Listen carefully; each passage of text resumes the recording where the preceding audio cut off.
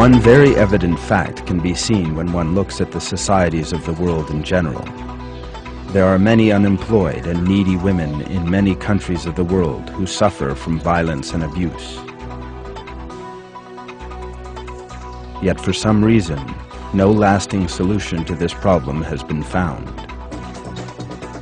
Yet this impasse stems entirely from the fact that the solution is being sought in the wrong place. As in all matters, the only solution lies in abiding by the moral values of the Qur'an. Many people are unaware of the importance and value Islam places upon women. These people who do not know this reality, as well as all others with insufficient knowledge of the Qur'an, try to protect their rights by working within their worldview, which follows the logic of unbelief. They are therefore unable to find a lasting solution. Islam attaches great importance to women. Through many verses of the Qur'an, God has placed women and women's rights under protection. In societies that live far removed from the moral values of the Qur'an, there are certain values to which people attach enormous importance and on which they expend enormous energy throughout their lives.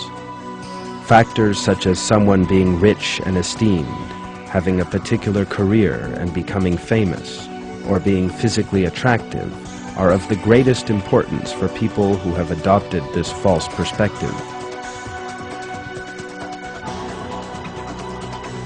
Although these criteria of superiority may vary from society to society, their broad lines are generally the same.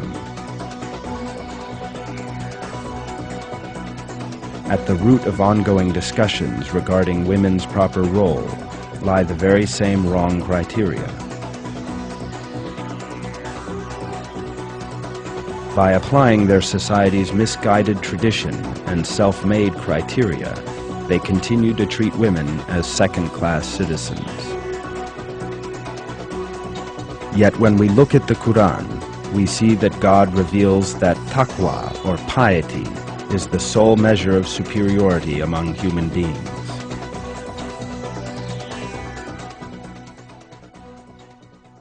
O humanity, we created you from a male and a female, and made you into peoples and tribes, so that you might come to know each other. The noblest among you, in God's sight, is the one with the most taqwa. God is all-knowing, all-aware.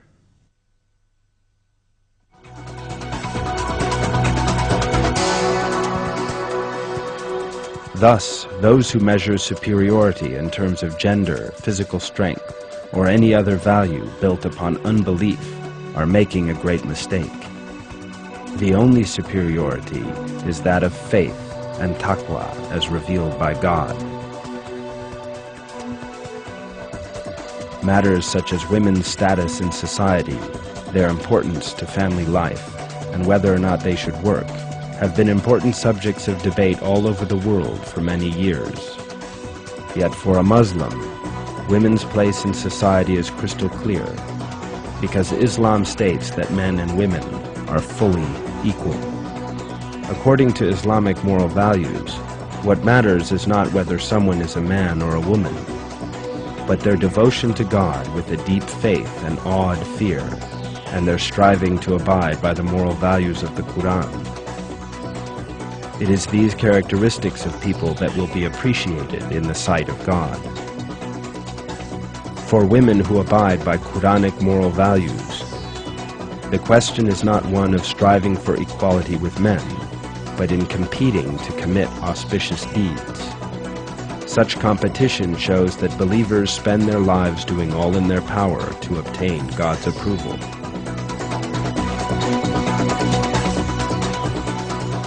In the Qur'an, God reveals that it is these endeavors that will bring people to the fore in this world and the next.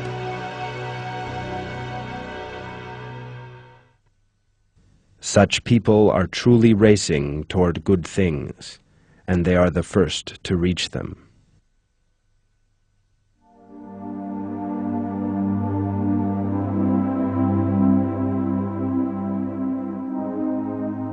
In the Qur'an, God emphasizes the importance of good behavior displayed towards mothers. Parents do their best to give their children a good education, a decent character, and teach them to act properly.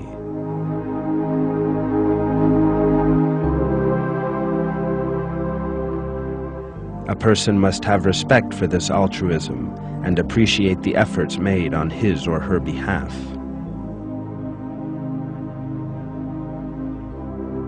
God advises people not to forget their parents' selfless devotion to them and to treat them equally well.